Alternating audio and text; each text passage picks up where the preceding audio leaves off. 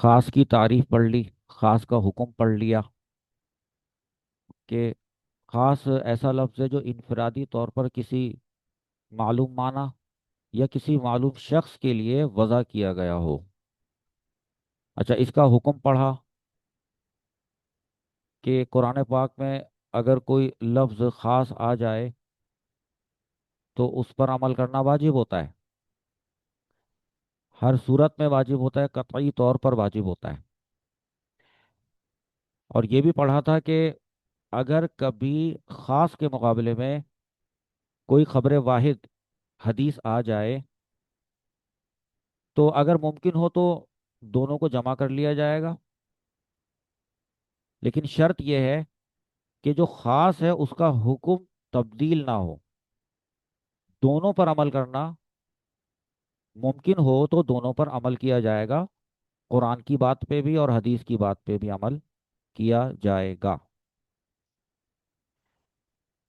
ورنہ حدیث کو چھوڑ دیا جائے گا اور قرآن پر عمل کیا جائے گا۔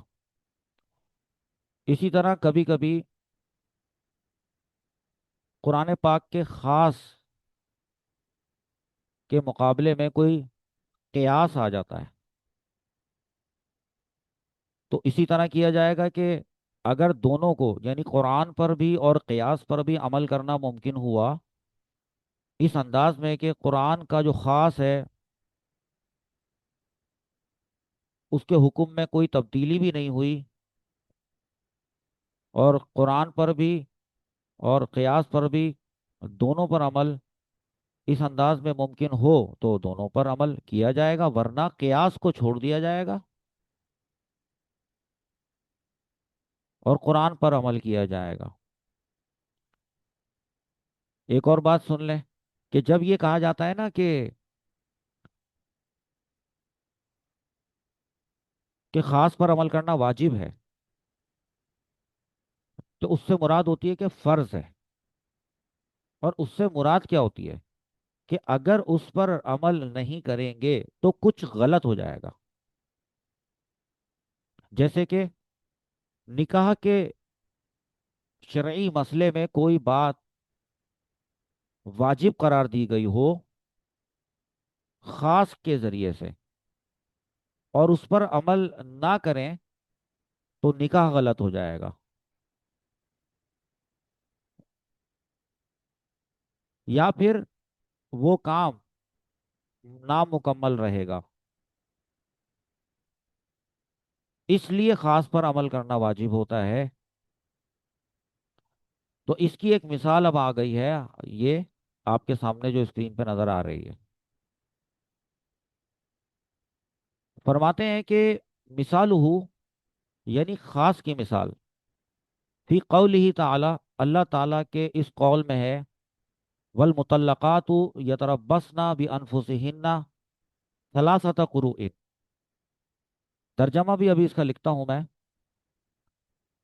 کہ اللہ تعالیٰ نے ارشاد فرمایا والمطلقات، اور طلاق یافتہ عورتیں یتربصن روک کے رکھیں بانفسہن اپنے آپ کو ثلاثۃ قروء 3 قروء تک۔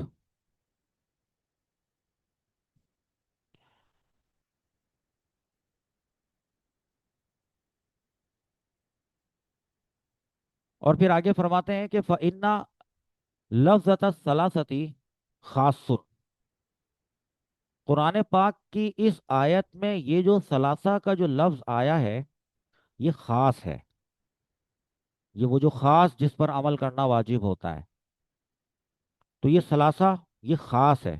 کس معاملے میں خاص ہے؟ فی تعریفی عدد معلوم، ایک معلوم عدد کی پہچان میں خاص ہے، کہ یہ پتہ ہے کہ ثلاثہ کا مطلب 3 ہوتا ہے، 2 نہیں ہوتا، 4 نہیں ہوتا، فیجب العمل بھی، تو اس پر عمل کرنا واجب ہے۔ یہ کیا واجب ہے یہ میں ابھی سمجھاتا ہوں آپ کو۔ یعنی طلاق یافتہ عورت کی عدت کی مدت یعنی ڈیوریشن وہ کتنی ہے؟ وہ 3 قرو، ثلاثتا قرو، وہ 3 قرو ہے۔ اچھا، ترجمہ تو ابھی لکھتے ہیں، لیکن اس سے پہلے یہ بات سمجھ لیں کہ یہاں پر جو ثلاثتا قروءن آیا ہے، 3 قرو، تو قرو کا مطلب لغت میں وہ 2 مطلب ہوتے ہیں۔ ایک ہوتا ہے حیض اور دوسرا ہوتا ہے طہر۔ حیض اور طہر میں کیا فرق ہوتا ہے؟ کہ حیض جس کو ماہواری کہتے ہیں اور اس میں خون جاری ہوتا ہے 3 دن، 5 دن، 7 دن، وغیرہ وغیرہ، اس کے علاوہ جب عورت پاک ہو جاتی ہے تو وہ جو پاکی کے دن گزرتے ہیں حیض کے علاوہ اس کو کہتے ہیں طہر۔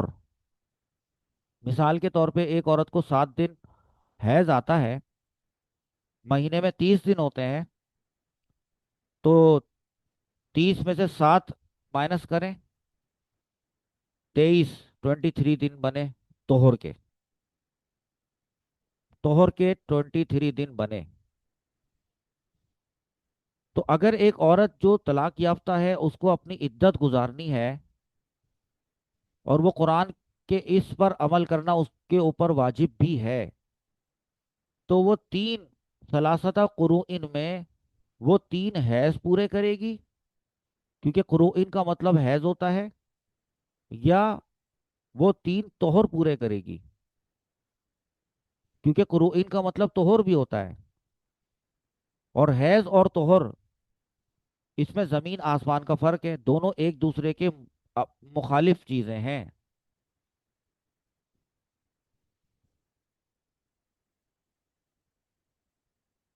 اور چونکہ یہاں پہ یہ بھی لکھا ہوا ہے کہ یہ جو ثلاثہ ہے یہ خاص ہے، اور خاص پر عمل کرنا لا محالہ قطعی طور پر واجب ہوتا ہے، اور فیجب العمل بھی، تو اس پر عمل کیا جائے گا، تو اس پر عمل کرنا دشوار ہو گیا ہے۔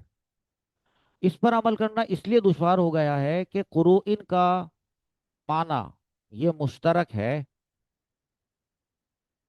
حیض بھی اس کا معنی ہے اور طہر بھی اس کا معنی ہے۔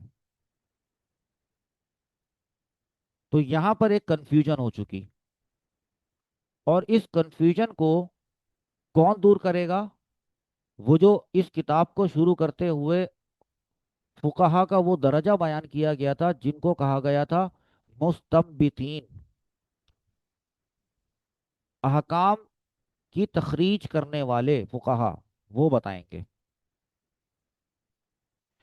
اور وہ کیا بتائیں گے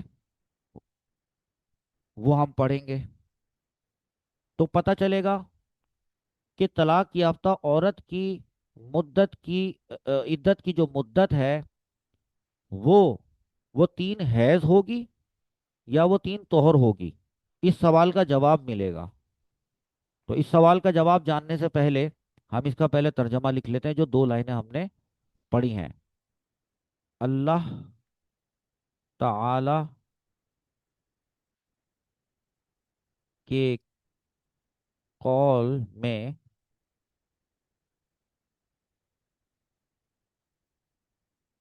ہے کہ اور طلاق یافتہ عورتیں خود کو روکے رکھیں 3 قروء تک۔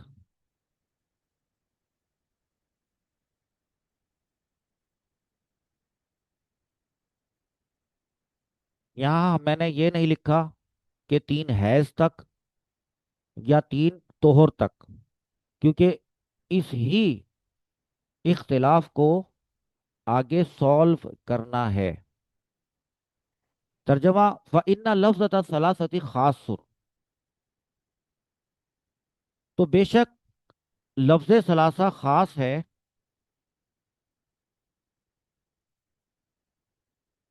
فی تعریفی عدد معلوم، ایک معلوم عدد کی پہچان میں، فیجب العمل بھی، تو اس پر عمل کرنا واجب ہوگا۔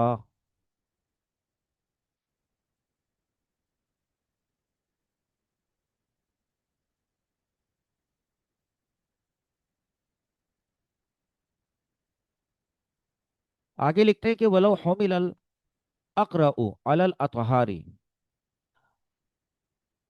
اور اگر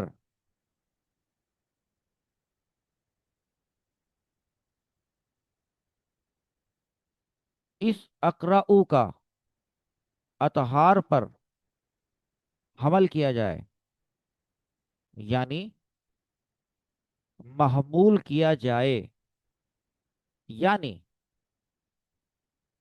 یہ مانا جائے کہ اقرأ، یعنی یہ قروءن، اس سے مراد اطہار ہے، جو کہ طہر کی جمع اطہار ہے، یعنی یہ کہا جائے اور یہ مانا جائے کہ ثلاثتہ قروءن کا مطلب ہے تین طہر، جیسا کہ کما ذہب الیہ شافعی، جیسے کہ امام شافعی رحمۃ اللہ تعالی علیہ اس طرف گئے ہیں۔ کس طرف؟ کہ قروء کا مطلب طہر ہوتا ہے۔ لکھ لیتا ہوں، آپ کو لکھ کے دیتا ہوں، آپ بھی ساتھ میں لکھ سکتے ہیں۔ اور اگر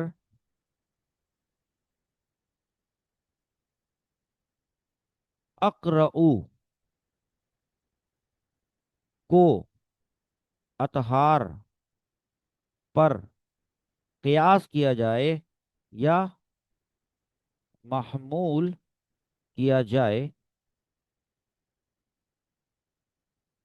جیسا کہ امام شافعی رحمت اللہ تعالی علیہ اس کی طرف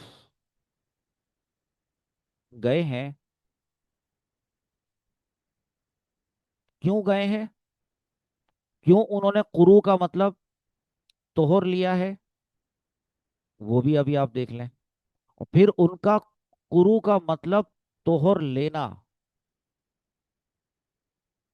اس سے کیا نقصان ہو رہا ہے، وہ بھی دیکھ لیتے ہیں۔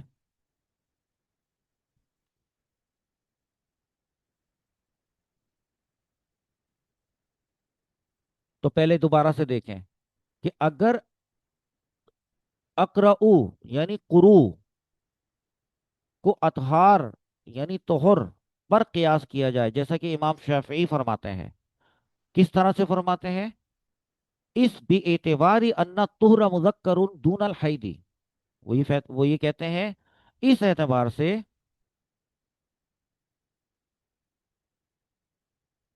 کہ طہر مذکر ہے، نہ کہ حیض۔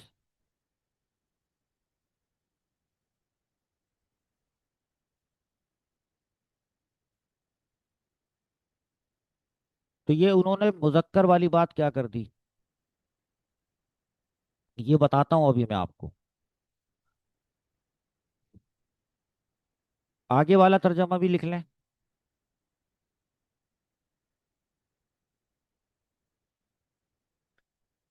وقد ورد الکتاب فی الجمع بلفظ التانیث، اور کتاب اللہ جمع کو بیان کرنے میں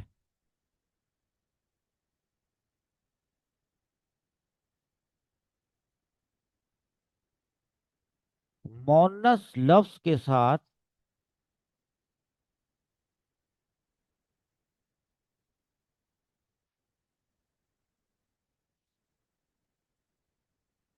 وارد ہوئی ہے۔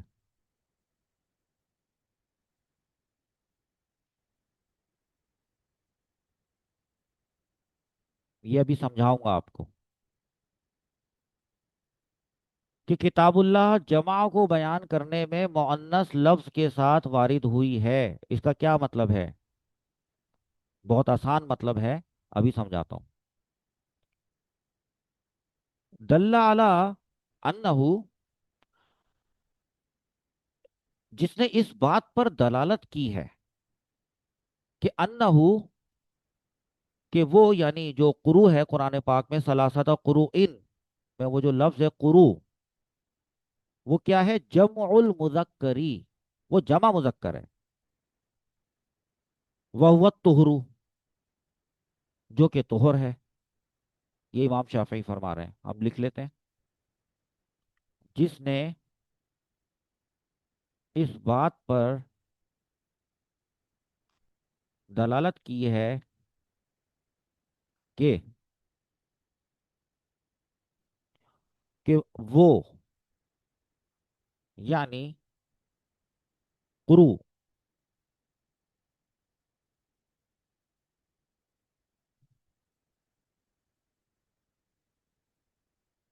ایک جمع مذکر ہے،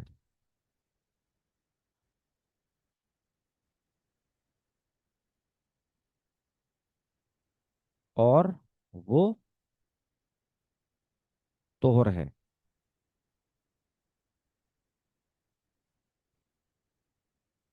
یہاں تک ہوا؟ لزیمہ ترک العملی بہذا الخاص سے، لیکن اس طرح، کس طرح؟ وہ جو ابھی تک اوپر سے بیان کرتے آ رہے ہیں، کس طرح؟ وہ جو آپ کو ایک لفظ بھی سمجھ میں ابھی تک نہیں آیا ہے، اس طرح، تو اس طرح اس خاص لفظ، وہ جو خاص لفظ تھا سلاست قروء میں، سلاسہ جس کا مطلب تھا تین،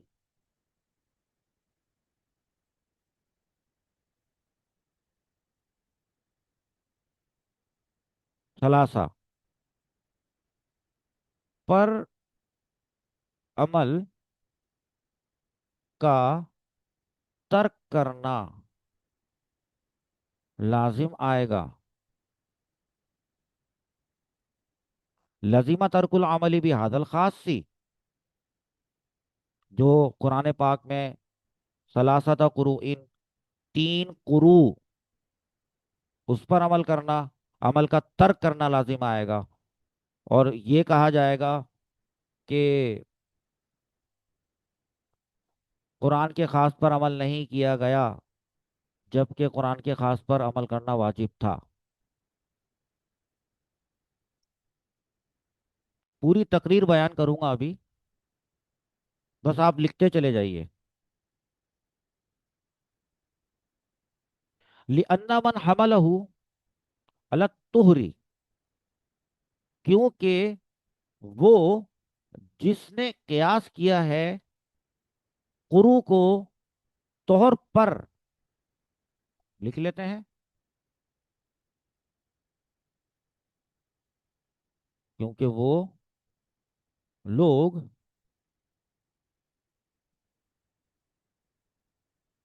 یعنی فقہا، جنہوں نے قرو کو طہر پر محمول کیا ہے،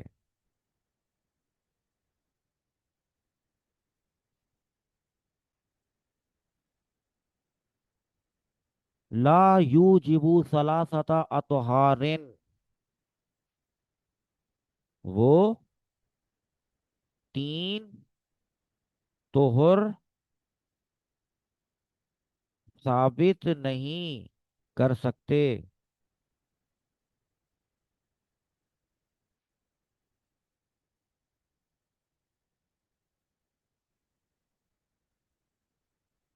ابھی تک کچھ بھی سمجھ میں نہیں آ رہا ہے، آئے گا اور سمجھ میں آنے والا ہے۔ आगे लिखा है बल तुहरैनी। वो कहते हैं ना ऊपर कि वो तीन तोहर साबित नहीं कर सकते, तीन होना चाहिए। सलासता कुरुइन का मतलब है तीन तो होने चाहिए, वो जो भी है वो तीन होने चाहिए। वो तीन तोहर साबित नहीं कर सकते। बल तुहरैनी, देखो तुहरैनी तस्निया का सीगा है। तोहर का तस्निया दो तोहर, बल्कि तर्जमा ये बन रहा है बल्कि दो तोहर, व बाद सालिसी, और तीसरे तोहर का बाज हिस्सा।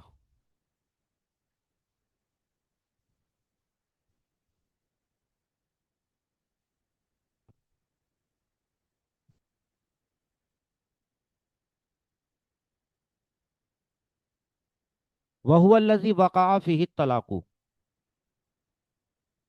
और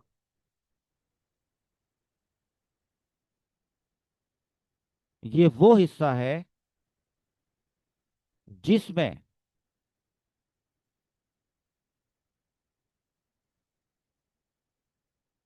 वक़अ फ़ीही तलाक़ु, तलाक वाक़े हुई थी।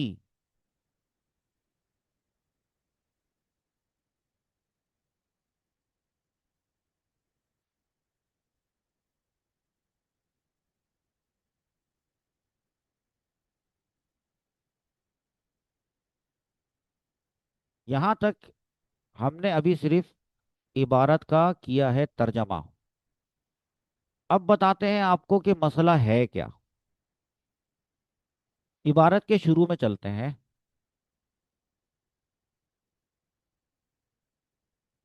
और अब आप मेरी तकरीर सुनना शुरू करते हैं कान लगाकर ध्यान से।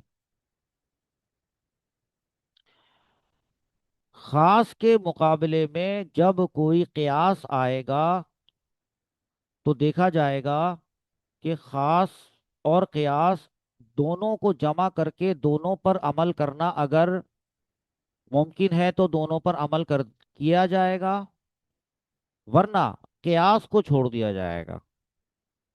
अल्लाह ताला ने कुरान पाक में तलाक याफ्ता औरतों के लिए ये उनकी इद्दत की मुद्दत ये बयान की है कि वो अपने आप को तीन तीन कुरू तक रोके रखें।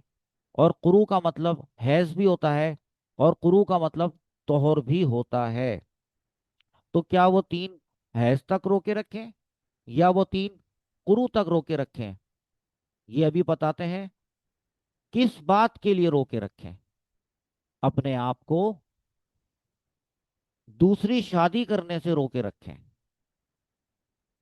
जब तक कि उनकी इद्दत पूरी ना हो जाए तब तक अपने आप को रोके रखें। तो अब ये मामला आ गया कि इमाम शाफिई रहमतुल्लाह ताला अलैह ने ये फरमाया कि भाई कुरू का मतलब है तोहर। तो लिहाजा एक औरत की जो इद्दत होगी वो होगी तीन तोहर, तीन तोहर। और वो ये फरमाते हैं यहाँ पर एतबार किस चीज का करते हैं? वो ये कहते हैं कि तोहर मुजक्कर है ना कि हैज। क्यों फरमाते हैं? वो ये फरमा रहे हैं दरअसल कि ये जो सलासता कुरूइन है ये नहवी कायदे के एतबार से एक मुमय्यज तमीज है। सलासता मुमय्यज है और कुरूइन तमीज है। और वो ये फरमाते हैं कि नहव का कायदा ये कहता है कि अगर मुमय्यज अदद वो मोन्नस हो, जैसे कि ये सलासता मोन्नस है, इसके आखिर में ताए तानीस गोलता आपको नजर आ रही है। और नहवी कायदा ये कहता है कि अगर मुमय्यज मुअन्नस हो तो लाजमी है कि उसकी तमयीज वो मुजक्कर आती है, कुरुइन। और वो ये फरमाते हैं कि कुरुइन का माना तोहर लिया जाएगा, क्योंकि तोहर मुजक्कर है। अगर हैज मुराद लें तो ये खराबी आती है कि हैज माना के एतबार से मोन्नस है, क्योंकि हैज जो होता है वो मोन्नस को लाहिक होता है। तो ये खराबी पैदा होगी कि सलासता मोन्नस, और क्रूइन का जो माना है हैज वो भी मोन्नस, तो मुमय्यज भी मोन्नस और तमयीज भी मोन्नस। तो नहवी कायदे की खिलाफ वर्जी हो जाएगी। और ऐसा हो ही नहीं सकता कि कुरान पाक में किसी नहवी कायदे की खिलाफ वर्जी हुई हो या नहवी गलती हुई हो। ये तो नामुमकिन है। इसलिए यहां पर कुरू से हैज मुराद नहीं लिया जाएगा, तोहर मुराद लिया जाएगा। तो मुमय्यज और तमयीज का नहवी कायदा बरकरार रहेगा। इसी बात को इमाम शाफिई इस तरह से भी फरमा रहे हैं कि किताबुल्लाह जमा को बयान करने में मुअन्नस लफ्ज के साथ वारिज हुई है। वक़द वरदल किताबु फिल जमई बिलफ्ज़ी तानीसी, यानी कि अ, और आगे ये भी पढ़ लें, जिसने इस बात पर दलालत की है कि जो खुरू है वो एक जमा मुजक्कर है।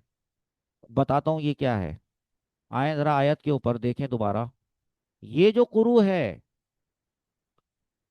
ये एक मुजक्कर है, जमा मुजक्कर है। यानी इसकी वाहिद होती है, वो होती है करउन, और ये करउन की जमा है। ठीक है। तो कुरान पाक में ये जो सलासता है ये मोन्नस है। तो कुरुइन मोन्नस के साथ आया है, वो ये बयान करते हैं।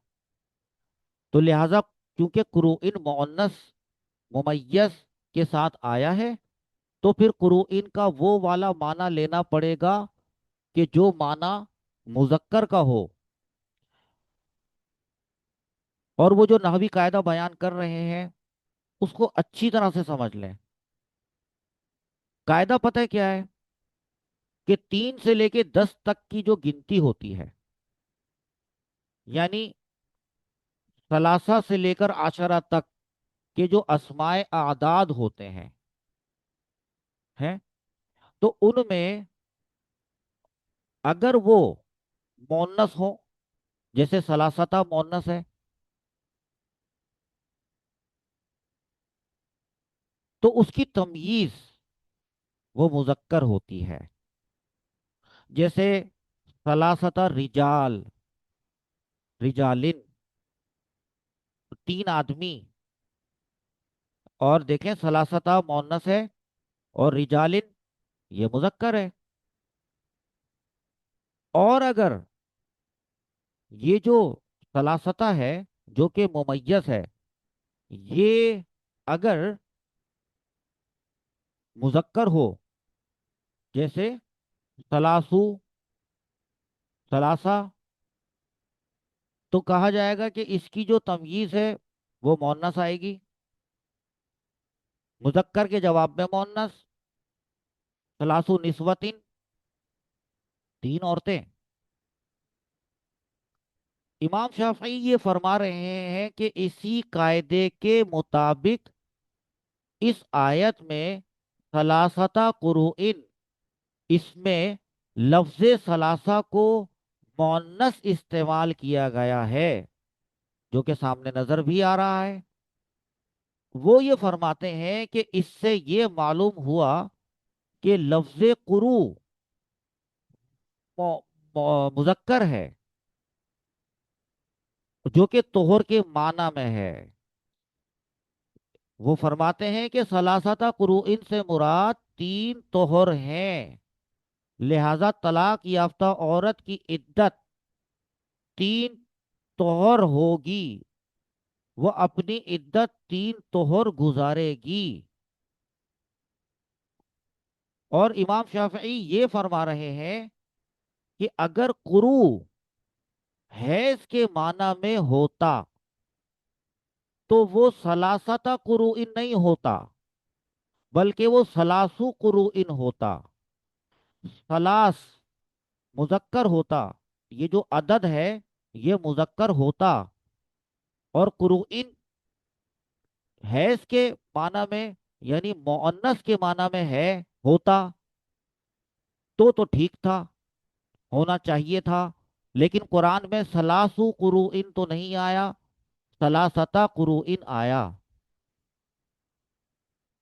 لہذا قروء سے مراد طہر ہوگا جو کہ مذکر کے معنی میں ہے۔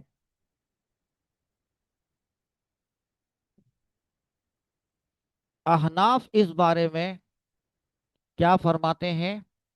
احناف یہ فرماتے ہیں کہ نہیں بھائی، ثلاثت قروء میں قروء کا مطلب حیض ہے جی۔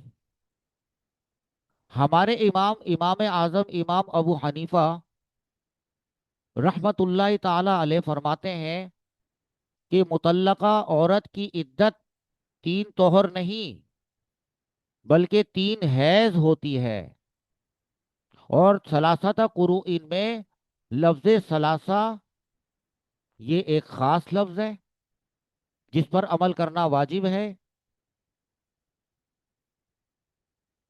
اور یہ اسی وقت ممکن ہے جب قروء سے مراد حیض لیا جائے۔ ہاں، کیونکہ 3 حیض یہ تو مکمل کیے جا سکتے ہیں، کیسے کہ ایک عورت کو پاکی کے دنوں میں طہر میں طلاق ہو گئی، عدت اسی وقت سے شروع ہو گئی، عدت کے شروع ہونے پر تو کوئی اختلاف نہیں ہے، اختلاف تو ہے عدت کے مکمل ہونے پر، تو عدت شروع ہو گئی، اور ثلاثت قروء یعنی 3 حیض تک جا کر وہ مکمل ہوگی، ختم ہوگی۔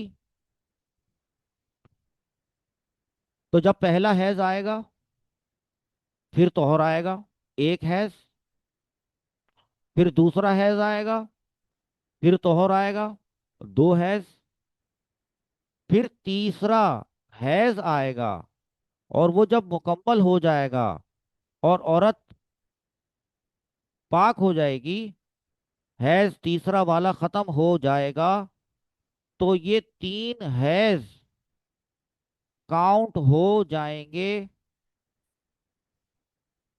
اور عدت مکمل ہو جائے گی۔ لیکن اگر امام شافعی کے قیاس کے مطابق 3 طہر پورے کرنے کی کوشش کی جائے تو کبھی بھی 3 طہر پورے نہیں ہو سکتے۔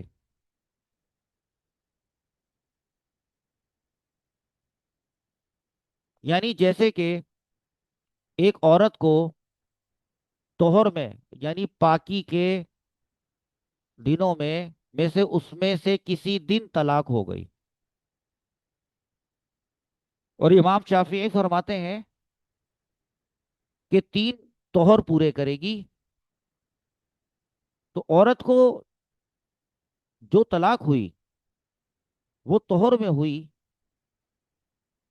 تو ہو سکتا ہے کہ طہر کے کچھ دن گزر چکے ہوں، آپ کہہ سکتے ہیں کہ آدھا طہر گزر چکا ہو، پھر حیض آیا، پھر طہر آیا، تو یہ وہ جو آدھا طہر تھا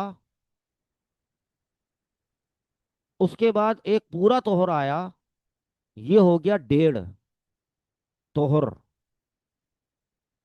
اس کے بعد حیض آیا، پھر طہر آیا، تو اس تیسرے والے طہر کو ملائیں تو یہ ہوا 2.5، 3 تو نہ ہوا، اور قرآن پاک میں لکھا ہے سلاستا، 3 ہونا ضروری ہے، تو 3 کا مطلب ढाई नहीं होता, और तीन का मतलब साढ़े तीन भी नहीं होता, ना सवा तीन होता है। इसीलिए किताब में यहाँ पर देखें, हमने लिखा कि लिअन्ना मन हमलहु अला तुहरी, वो लोग जैसे, वो लोग यानी कि शवाफे, जो कुरु को तोहर पर कियास कर रहे हैं, वो कभी भी तीन तोहर साबित ही नहीं कर सकते। मैंने अभी बताया ढाई तोहर बन रहे हैं कैसे? बल तुहरैनी, बल्कि दो तोहर, और वह बाद सालिसी, और तीसरे तोहर का कुछ हिस्सा, चाहे एक ही दिन क्यों ना हो, या उसके 23 दिन का तोहर होता था तो उसके गुजर गए एक हफ्ता या 10 दिन, तो तोहर पूरा तो कभी भी ना हो पाया, तो कहा जाएगा बाज हिस्सा। वो वाला बाज पहला तोहर जो था जिसमें तलाक वाक़ई हुई थी, वो पूरा कैसे आप काउंट कर रहे हैं? पूरा तो नहीं है। एक दिन भी अगर तोहर का गुजर गया था तो वो तोहर एक तोहर काउंट नहीं होगा। बाकी बाद में आने वाले जो दो तोहर होंगे, उन बाद में आने वाले दो तोहरों को मिलाकर ये पहला वाला तोहर मिलकर भी तीन तोहर नहीं हो सकते।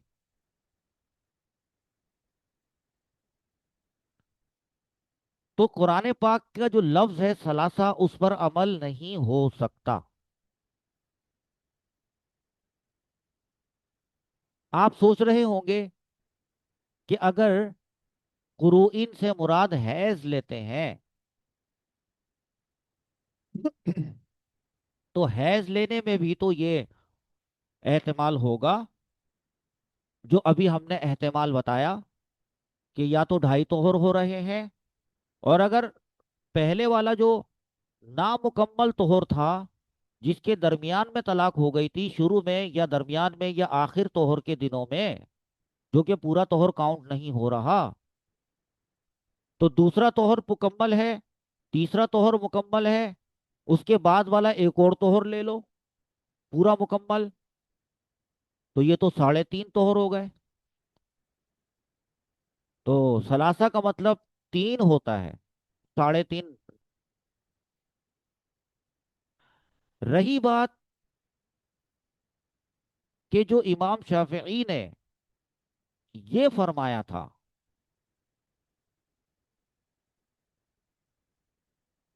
कि सलासता कुरूइन में सलासता मुमय्यज है, कुरूइन तमयीज है, और कायदा नहव का ये कहता है कि अगर मुमय्यज वो मुअन्नस हो तो उसकी तमयीज मुजक्कर आएगी। हाँ, जो कि तोहर है, क्योंकि तोहर का माना मुजक्कर है। यहाँ हैज नहीं ले सकते मुराद, क्योंकि हैज का माना मोनस है। तो इसका जवाब अहनाफ क्या देते हैं? और वो ये देते हैं कि दरअसल जो नहवी होते हैं वो मानी से डील नहीं करते, यानी उनका ताल्लुक अल्फाज के मानी से नहीं होता, बल्कि उनका ताल्लुक तो अल्फाज से होता है। और लफ्जी तौर पे देखा जाए तो ये जो कुरೂइन है ये लफ्जन मुजक्कर है कि नहीं? आप देखें कि ये जो कुरೂइन है इसमें कोई अलामत तानीस यानी मोन्नस की कोई अलामत क्या आपको नजर आती है? जैसे ताए मलफूजा, कोई गोलता नजर आती है? नहीं। अलिफे ममदूदा, وغیرہ. تو آپ دیکھیں گے کہ مؤنث کی کوئی علامت اس میں نہیں پائی جاتی. اس لیے یہ لفظ قروئن ایک مذکر لفظ ہے. تو ثلاثتا مؤنث اور قروئن مذکر. تو لہذا کوئی نحوی قاعدے کی خلاف ورزی نہیں ہو رہی. لہذا آپ کا شوافے کا اعتراض غلط ہے کہ یہاں پر نحو کے قاعدے کی خلاف ورزی ہو جائے گی اگر قروء سے مراد حیض لیں گے تو.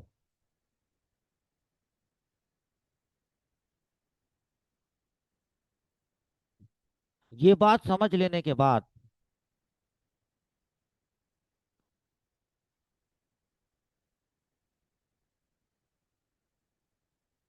ہم آپ کو ایک مسئلہ بتاتے ہیں. ایک نہیں بلکہ کچھ مسائل بتاتے ہیں. یہ تو طے ہو چکا کہ احناف کے نزدیک اس سے مراد تین حیض، اور شوافے کے نزدیک اس سے مراد تین طہر. اختلاف تو آ گیا. اب اس اختلاف کی بنیاد پر کچھ احکام نکلیں گے. وہ کون سے احکام ہوں گے وہ پہلے میں آپ کو یہاں لکھ کر دکھاتا ہوں. دیکھیے، فَيُخَرَّجُ عَلَى هَذَا، یعنی اس اختلاف پر تخریج کی جائے گی حکم الرجعتی فی الحیدتی الثالثتی. یعنی بات کیا ہوئی؟ بات یہ ہوئی کہ یہ جو اختلاف پیدا ہو گیا حیض اور طہر کا، تو اس اختلاف کی بنیاد پر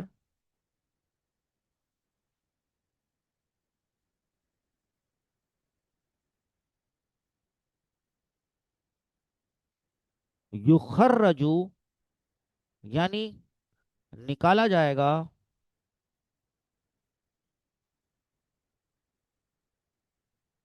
تیسرے حیض میں رجوع کرنے کا حکم.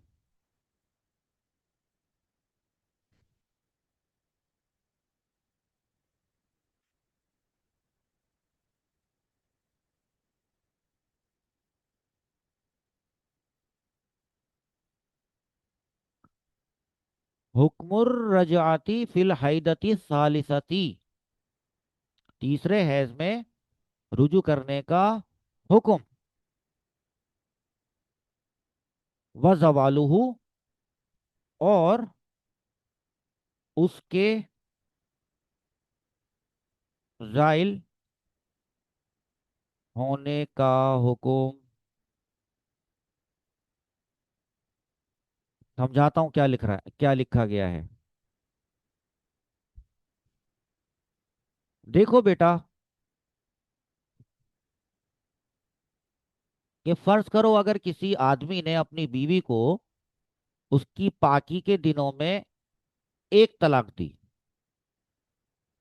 طلاق رجعی، جس میں یہ آپشن ہوتا ہے کہ عدت کے دوران وہ آدمی اپنی بیوی سے رجوع کر سکتا ہے. تو احناف کے نزدیک تیسرے حیض میں وہ اس عورت سے رجوع کر سکتا ہے تیسرے حیض میں. لیکن اگر تیسرا حیض مکمل ہو گیا اور تو عدت مکمل ہو جائے گی، اب وہ رجوع نہیں کر سکتا.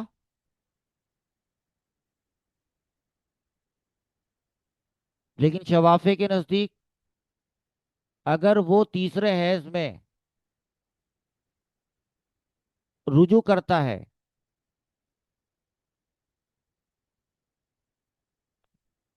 تو وہ کہتے ہیں کہ اس کا رجوع کرنا صحیح نہیں ہے، کیونکہ تیسرے حیض سے پہلے ہی تین طہر پورے ہو گئے، عدت مکمل ہو گئی. کیسے؟ کیونکہ جب اس عورت کو طلاق ہوئی تھی، وہ توہر میں ہوئی تھی، چاہے وہ توہر کے درمیانی توہر میں ہوئی ہو کچھ دنوں کے بعد، وہ اس کو آدھا توہر نہیں مانتے، پورا توہر مانتے ہیں۔ پھر حیض آیا، پھر توہر آیا، تو دو توہر ہو گئے ان کے نزدیک، ہمارے نزدیک ڈیڑھ توہر ہوا، اور ایک حیض ہوا، پھر توہر آیا۔ تو شوافے کے نزدیک یہ تین توہر ہو چکے،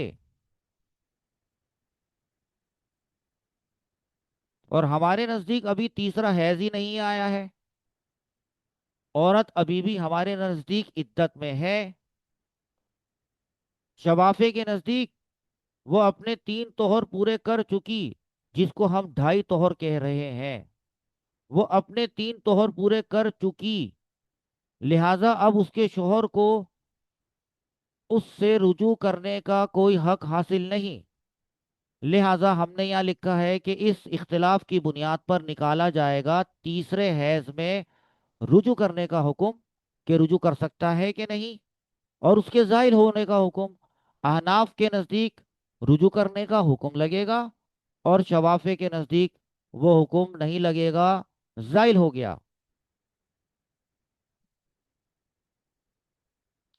اور کون سا اختلاف، اس اختلاف کی وجہ سے کون سا حکم نکالا جائے گا؟ وَإِبْطَالُهُ وَحُكْمُ الْحَبْسِ وَالْإِطْلَاقِ وَالْمَسْكَنِ وَالْإِنْفَاقِ وَالْخُلْعِ وَالطَّلَاقِ، ابھی بتاتے ہیں، پہلے لکھ لیتے ہیں۔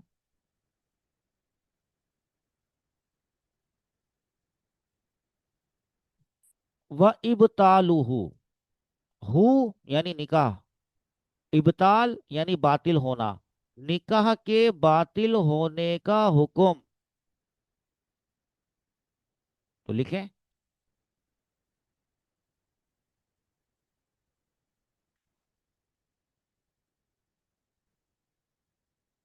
نکاح کے باطل ہونے کا حکم،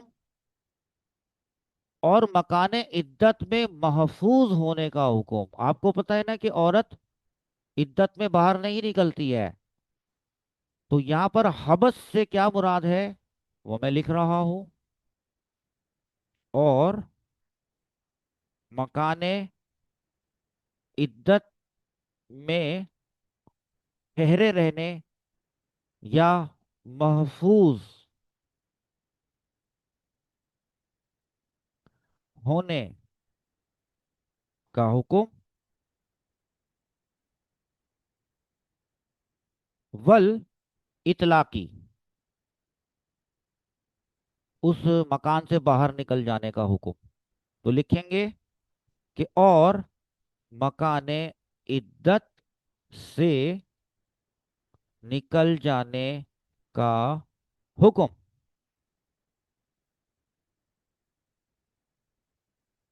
نکل جانے،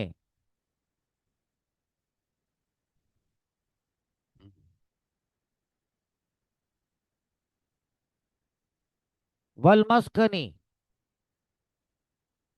اور رہائش،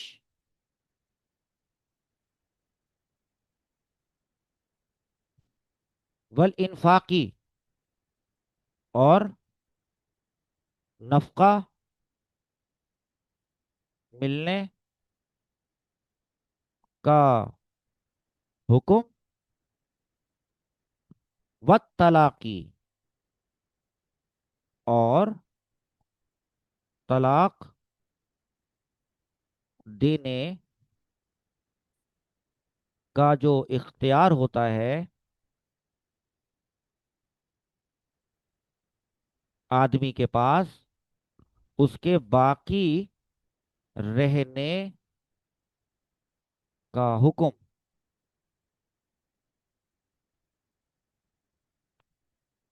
اب سمجھاؤں ایک ایک لفظ تو سمجھیں۔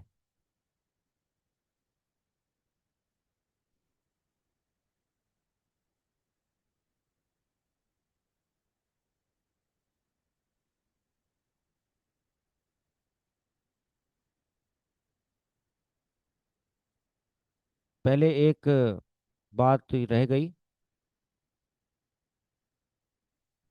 हुक्म रजाती फिल हाइदती, हाइदती सालिसती व जवालू, यहाँ तो लिख लिया हमने कि तीसरे हैज में रुजू करने का हुक्म और उसके जायल होने का हुक्म, ये हम मिस कर गए।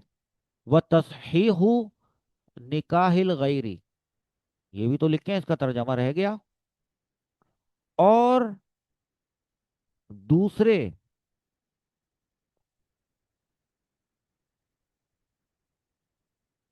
शौहर से निकाह करने का हुक्म,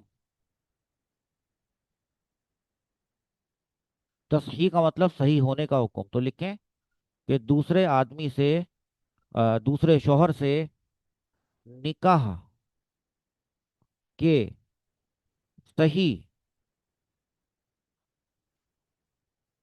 होने का हुक्म और उसके बातिल होने का हुक्म। अब जरा एक एक को समझते हैं।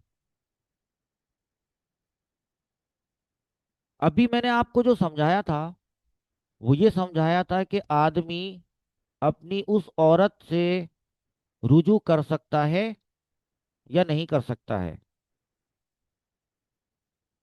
याद रखिएगा कि हम बात कर रहे हैं कि औरत की इद्दत अभी मुकम्मल नहीं हुई है। जी। और वो केस क्या है कि उसने, आदमी ने अपनी बीवी को जो तोहर में तलाक दी है, तो उस हिसाब से हमारे नजदीक इद्दत पूरी मुकम्मल हो गई।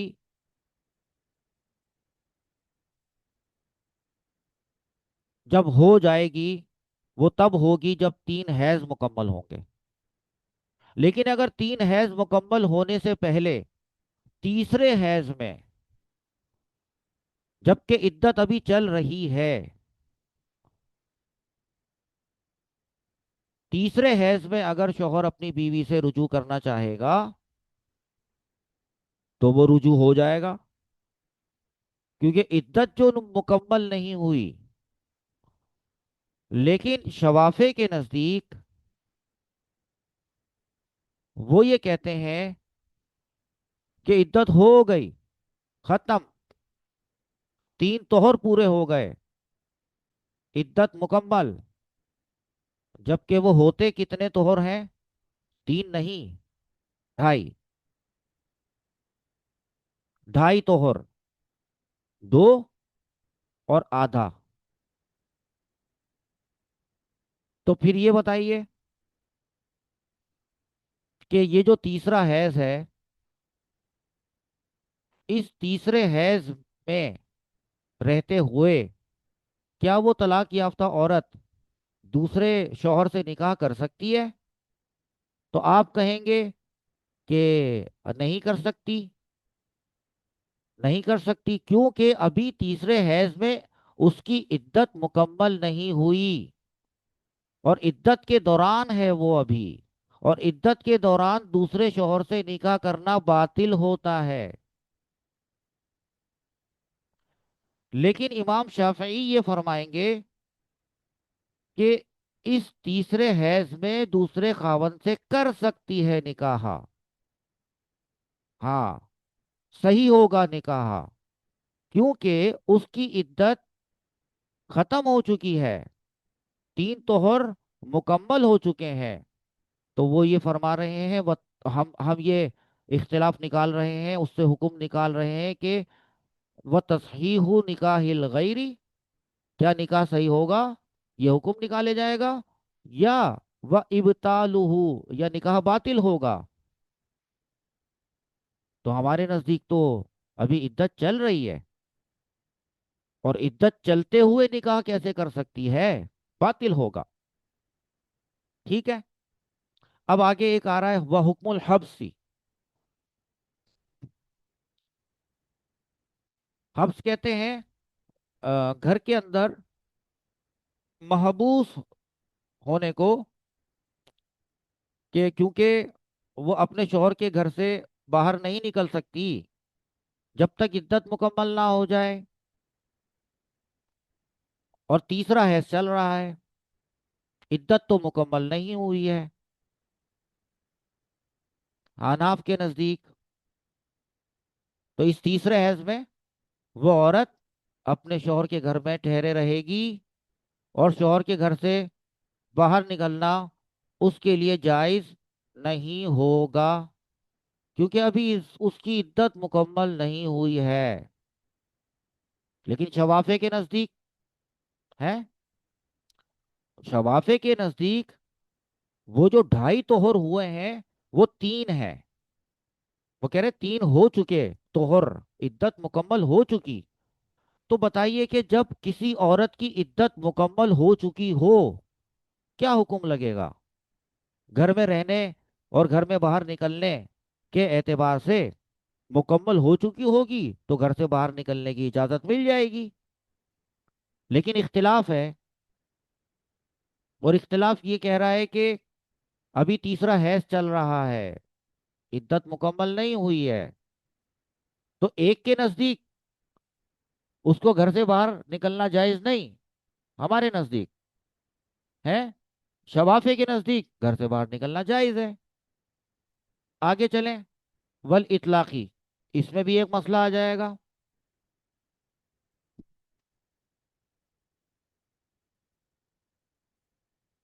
اور وہ مسئلہ یہی آئے گا کہ وہ باہر نکل سکتی ہے یا نہیں نکل سکتی، ابھی بتا دیا۔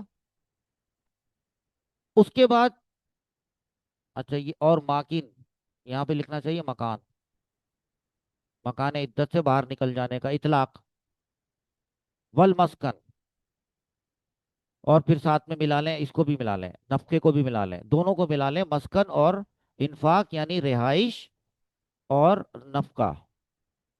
دیکھیں بھائی، ذہن میں رکھیے گا، احناف کے نزدیک تیسرا جو حیض چل رہا ہے اس میں وہ عدت چل رہی ہے، مکمل نہیں ہوئی ہے عدت، تو جب تک عدت چل رہی ہوتی ہے اس وقت تک روٹی کپڑا اور مکان دینا شوہر کے اوپر واجب ہوتا ہے۔ تو بتائیے کہ ابھی پہلا حیض گزرا، دوسرا حیض گزرا، اب تیسرا حیض آ گیا، لیکن ختم تو نہیں ہوا، تیسرا حیض تو ابھی چل رہا ہے، عدت تو ختم نہیں ہوئی، تو لہذا احناف کے نزدیک اس تیسرے حیض میں گھر اور نفقہ، روٹی کپڑا وغیرہ، یہ شوہر اپنی اس متعلقہ کو دے گا، اس پر واجب ہوگا، کیونکہ ابھی تک وہ عدت میں ہی ہے۔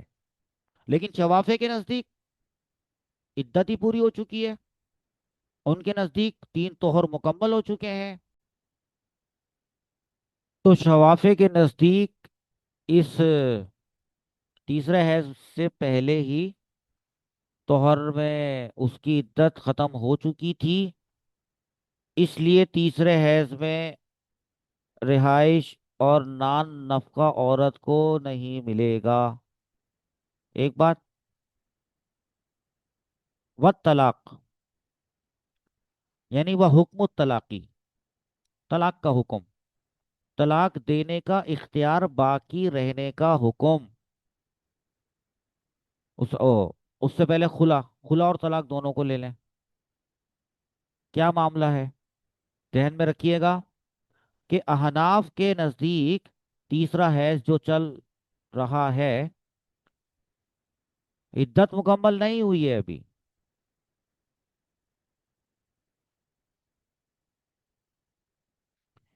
تو اس تیسرے حیض میں جو ہسبینڈ ہے، شوہر، وہ اس طلاق یافتہ بیوی سے خلا کر سکتا ہے، یعنی عورت ڈیمانڈ کرے تو خلا وہ دے سکتا ہے، یا جو اس نے ایک طلاق دی تھی جس کی کہ یہ عدت چل رہی ہے، تو دو طلاقوں کا حق اس آدمی کو باقی تھا، تو وہ باقی کی طلاقیں دے سکتا ہے۔ اور اگر دو طلاقیں دی تھی تو ایک کا حق باقی ہے تو ایک دے سکتا ہے۔ کیوں؟ کیونکہ ابھی اس کی عدت ختم نہیں ہوئی۔ ایک بات یہ سمجھ میں آئی؟ تو یہ بھی اختلاف ہے، کیونکہ شوافے کے نزدیک وہ عورت اپنی عدت مکمل کر کے اس آدمی کے نکاح سے باہر نکل چکی ہے۔ تو شوافے کے نزدیک اس مطلقہ عورت سے نہ خلا کر سکتا ہے، نہ اس کو مزید طلاقیں دے سکتا ہے، کیونکہ اس کی عدت پہلے ہی ختم ہو چکی۔ ہم کہتے ہیں 2.5 طہر ہوئے ہیں، وہ کہتے ہیں نہیں 3 طہر ہوئے ہیں، تو ہمارے نزدیک تو عورت ابھی عدت میں ہے، ان کے نزدیک عورت ابھی عدت میں نہیں ہے، عدت مکمل ختم کر چکی ہے۔ تو دیکھو بیٹا کہ ایک طلاق دینے کے بعد، بہت توجہ سے یہ بات سن لو، ایک طلاق دینے کے بعد جب عدت ہوتی ہے، اس عدت کے دوران تو وہ آدمی اپنی بیوی سے جو رجوع کر سکتا ہے نا، ہاں وہ تو کر سکتا ہے، تو اس کو یہ حق بھی حاصل ہے کہ عورت اگر اس سے خلا مانگے تو وہ خلا دے دے، تو خلا ہو جائے گی، یا یہ کہ اگر وہ چاہے تو وہ باقی کی جو بچی ہوئی طلاقوں کا جو حق ہے اس کو استعمال کر سکتا ہے، تو وہ دے سکتا ہے۔ کیونکہ بے شک اس نے ایک ہی طلاق دی ہوئی ہے اور اس کی عدت ابھی چل رہی ہے، لیکن وہ عورت ابھی بھی اس کے نکاح میں ہے، جب تک عدت مکمل نہیں ہو جاتی تو وہ اس کی بیوی ہے، اور شوہر اپنی بیوی کو طلاق دیتا ہے، وہ اپنی بیوی ہی کو طلاق دے سکتا ہے۔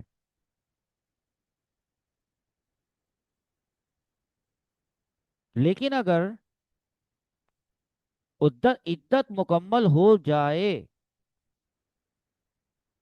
وہ جو ایک طلاق دی تھی اس کی عدت مکمل ہو جائے، اس کے بعد پھر سنیں،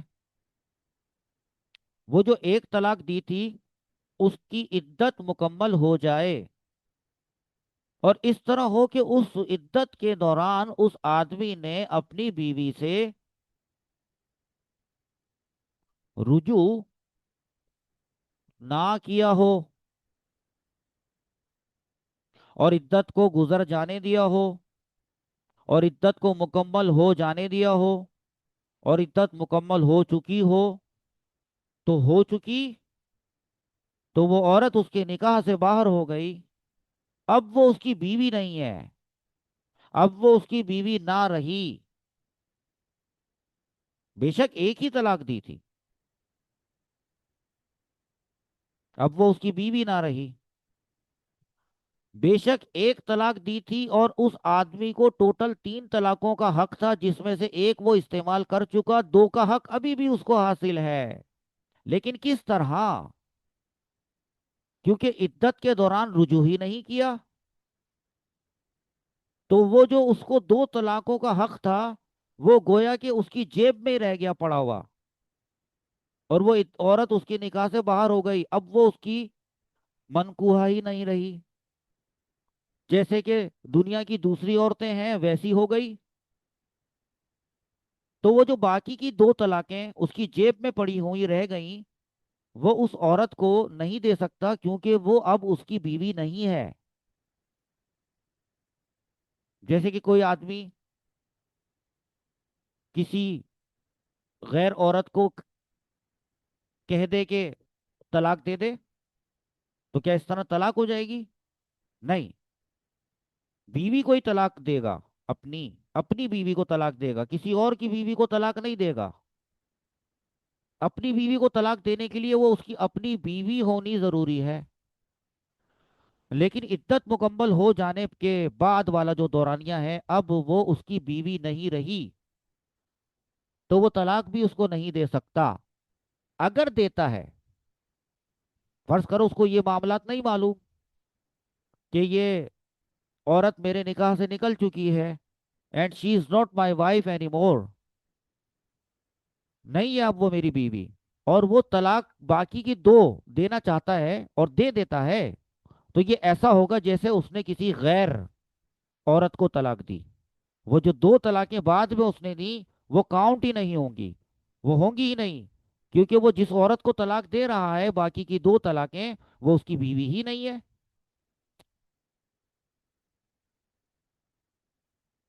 ہاں، اگر مثال کے طور پر وہ عورت جو کہ اب آزاد ہے کسی سے بھی نکاح کرنے کے معاملے میں، وہ کر لیتی ہے شادی، وہاں سے اس کا شوہر انتقال کر جائے یا طلاق دے دے، تو اب طلاق اس کو جو ہوئی دوس- دوسرے شوہر سے، یا دوسرے شوہر سے وہ بیوہ جو ہو گئی، اب وہ پھر آزاد ہو گئی کہ وہ کسی سے بھی نکاح کر لے۔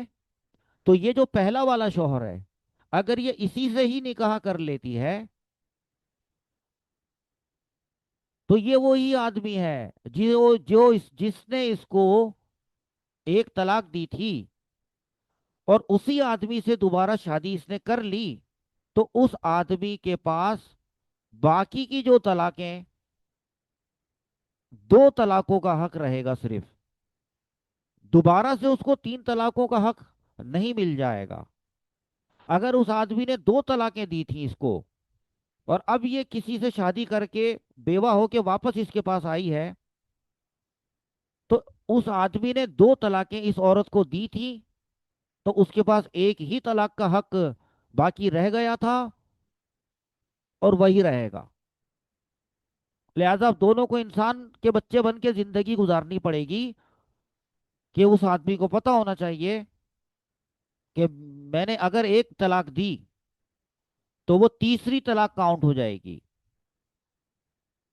اور اس عورت کو بھی اپنی بدزبانی یا جو بھی وجہ ہوتی ہوگی، اپنی اس کو حرکتوں پہ کنٹرول کرنا ہوگا، کہ میں نے اگر غصہ دلایا اور اس آدمی کے منہ سے وہ لفظ نکل گیا، تو بس وہ فائنل بات ہو جائے گی، دی اینڈ ہو جائے گا۔ یہ سمجھانا بڑا ضروری تھا، یہ میں نے سمجھا دیا۔ پھر بتاؤں، اور وہ یہ ہے کہ ہمارے نزدیک تیسرا حیض چل رہا ہے، عدت تو مکمل نہیں ہوئی، تو وہ آدمی باقی کی دو طلاقیں دے سکتا ہے، کیونکہ عدت جو مکمل نہیں ہوئی ہے، شفافے کے نزدیک ابھی وہ اس کو طلاق ولاق نہیں دے سکتا، نہ خلا کر سکتا ہے، کیونکہ اس کی عدت ختم ہو چکی۔ شفافے کے نزدیک تو عدت ہی ختم ہو چکی، اور اب وہ شادی بھی کر سکتی ہے، اور ہمارے نزدیک وہ ابھی شادی کیسے کر سکتی ہے، وہ تو عدت میں ہے، تو اگر وہ شادی کرتی ہے تو ہمارے نزدیک اس کا نکاح باطل، شفافے کے نزدیک نکاح درست۔ ٹھیک ہے، آخری بات، بڑی لمبی آج کا سب لمبا ہو گیا، میں نے دھیان نہیں کیا کہ میں بیچ میں روک دیتا اس کو کہیں، لیکن چلو کوئی بات نہیں۔ آخری بات، اور وہ کیا ہے؟ وہ تزوج زوجی بھی اختیہا۔ معاملہ کیا ہے یار، پہلے یہ سمجھ لو، بعد میں آپ کو بتاتے ہیں، ترجمہ وغیرہ لکھواتے ہیں۔ آپ کو ایک بات تو معلوم ہوگی کہ ایک آدمی کی ایک بیوی جو ہوتی ہے، تو اس دوران جب وہ اس کی بیوی ہوتی ہے، وہ وہ اس کی بہن سے نکاح نہیں کر سکتا، اپنی بیوی کی بہن سے وہ نکاح نہیں کر سکتا۔ ہاں، اگر اس کی بیوی کا انتقال ہو جائے، یا وہ اپنی بیوی کو طلاق دے دے، تو پھر وہ اس کی بہن سے نکاح کر سکتا ہے، لیکن دو بہنوں کو وہ ایک ہی نکاح میں جمع نہیں کر سکتا، معلوم ہے نا آپ کو؟ اچھا، ایک اور بھی مسئلہ اسی کے تحت یہ بھی، کہ ایک آدمی کو، آپ کو معلوم ہے کہ ایک وقت میں چار شادیاں کرنے کی اجازت ہوتی ہے، معلوم ہے نا؟ چار سے زیادہ شادیاں کرنے کی اجازت تو نہیں ہوتی۔ تو اب جو اختلاف ہے، اور وہ یہ ہے، آئے گا اختلاف، کہ کیا یہ جو اس آدمی نے ایک طلاق دی ہے، جس کی کہ عدت ہمارے نزدیک ابھی چل رہی ہے، تیسرا حیض ہے، ختم نہیں ہوئی ہے، تو کیا وہ اس دوران، اس حالت میں اپنی بیوی کی بہن سے شادی کر سکتا ہے؟ اور دوسرا مسئلہ، وہ جو 4 شادیوں کی اجازت ہے، اور اس نے، فرض کرو کہ یہ اس کی چوتھی بیوی تھی، فرض ہی کر سکتے ہیں، یہ چوتھی بیوی تو ہوتی نہیں ہے، دوسری نہیں ہوتی، کسی کسی کی ہوتی ہے، تو اگر اس کی چوتھی بیوی تھی تو یعنی کہ 4 بیویاں تھیں، اور 4 سے زیادہ کی اس کو اجازت ہی نہیں تھی، تو چوتھی والی کو اس نے، نہیں چوتھی کیوں کہہ رہا ہوں میں، ان میں سے کسی ایک کو ہی، چاروں میں سے کسی ایک کو اس نے ایک طلاق دے دی ہے، تو کیا اس وجہ سے وہ اب 3 عورتوں والا شوہر ہے یا 4 عورتوں والا شوہر ہے؟ ہیں؟ تو اگر وہ 3 عورتوں والا شوہر ہے تو وہ ایک اور عورت سے شادی کر سکتا ہے، لیکن اگر وہ 4 عورتوں والا شوہر ابھی بھی برقرار ہے، یہ برقرار والی بات یاد رکھیے گا، تو اب تو ابھی تو وہ ایک اور عورت سے شادی نہیں کر سکے گا، کیونکہ ایک اور عورت سے شادی کر لے گا تو 5 بیویاں ہو جائیں گی، اس کی اجازت نہیں ہے۔ پہلے ترجمہ لکھوں پھر سمجھیں۔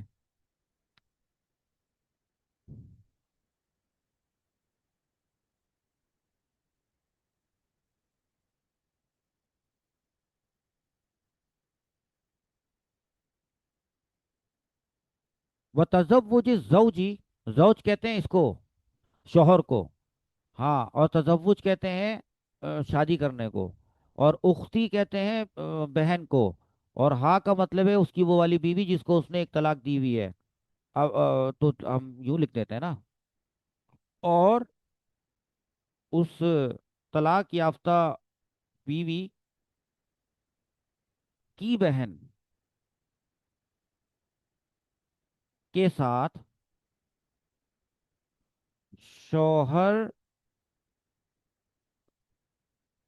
کا یا کانی کے نکاح کے جائز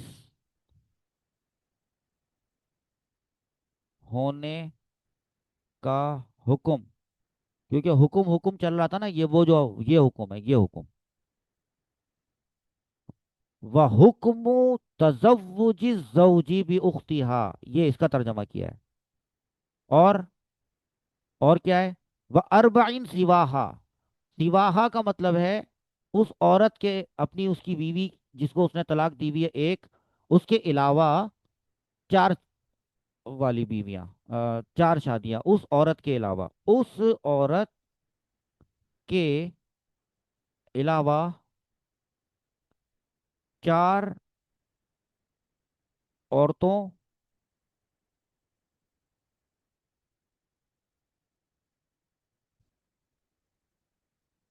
کے ساتھ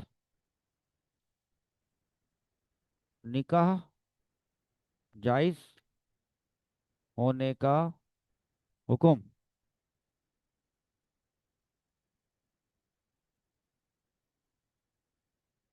کیونکہ اس عورت کے علاوہ جو 4 عورتیں ہوں گی، اس عورت کے علاوہ،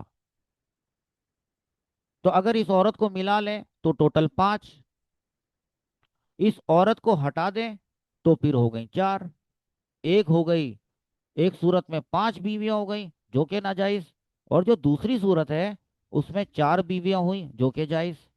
اب معاملہ کیا ہے وہ ذرا سمجھیں، کہ احناف کے نزدیک یہ جو تیسرا حیض چل رہا ہے، پھر ریمائنڈ آپ کو کروا دیتا ہوں کہ اس عورت کا تیسرا حیض چل رہا ہے، عدت ابھی ختم نہیں ہوئی ہے،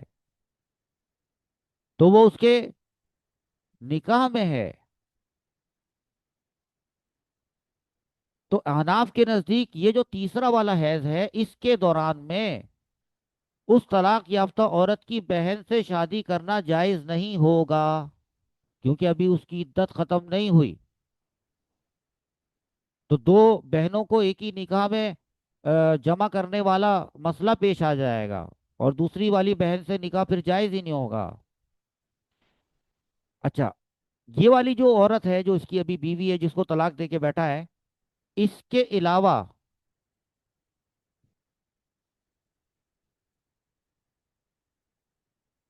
क्या वो चार औरतों से शादी कर सकता है? तो क्या हो जाएगा?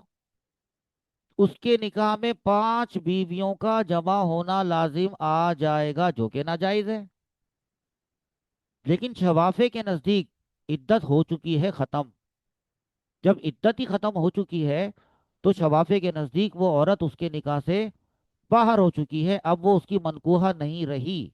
तो जब नहीं रही, तो वो उसकी बहन से निकाह कर सकता है। हमारे नजदीक नहीं कर सकता, उनके नजदीक निकाह कर सकता है। और उसके अलावा, उस औरत के अलावा चार से शादी भी कर सकता है। पांच नहीं कहलाएंगी वो चार ही कहलाएंगी, वो कहते हैं। क्यों कहते हैं? क्योंकि वो कहते हैं कि ये जो तीसरा हैज चल रहा है, इससे पहले जो तोहर गया, वो तीसरा तोहर था, इद्दत मुकम्मल हो चुकी थी। हाँ।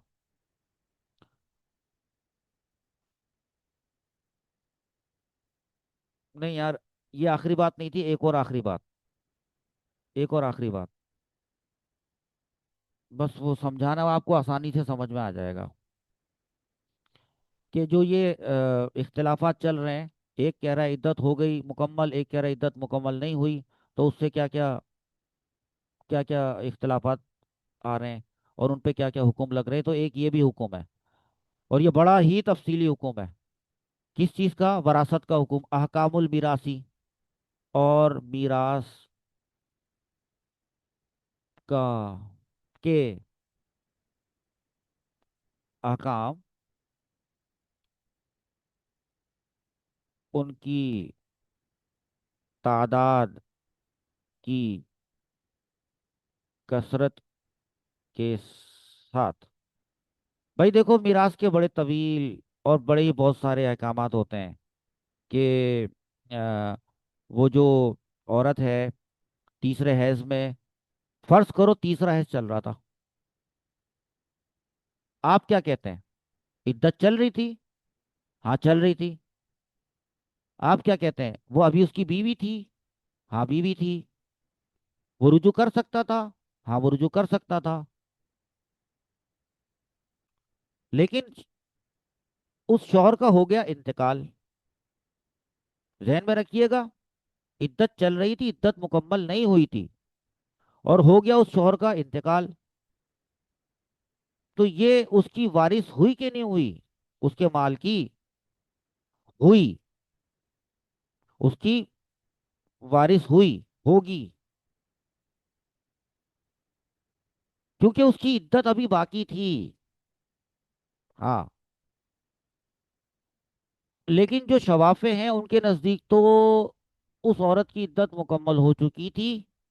रुजू भी नहीं कर पाया था वो आदमी, उसने रुजू किया ही नहीं था। वो उसकी निकाह से बाहर हो गई थी। तो अब चूंकि वो उसकी बीवी ही नहीं है शवाफे के नजदीक, तो वो कहते हैं कि इस तीसरे हैज में मुतल्लका अपने शोहर की वारिस नहीं होगी। और इसमें फिर बहुत सारे इख्तिलाफात निकलेंगे। यहाँ तक एक बात मुकम्मल हुई है। गलती ये हो गई कि बड़ी लंबी बात को एक ही दिन, एक ही क्लास में मुकम्मल करने की कोशिश कर ली मैंने। तो इसलिए बड़ी वीडियो सबक बन गया। आइंदा से ख्याल रखूंगा, थोड़ा छोटा छोटा लेके चलूंगा, लेकिन एक टॉपिक मुकम्मल हुआ है। और पूरा मुकम्मल अल्हम्दुलिल्लाह हो चुका है। और उसके बाद हक महर का टॉपिक आएगा, जो इससे मिलता जुलता होगा, थोड़ा सा मुख्तलिफ होगा इंशाअल्लाह अज़्ज़ा वजल। अब करेंगे हक महर के मौजू पर बात।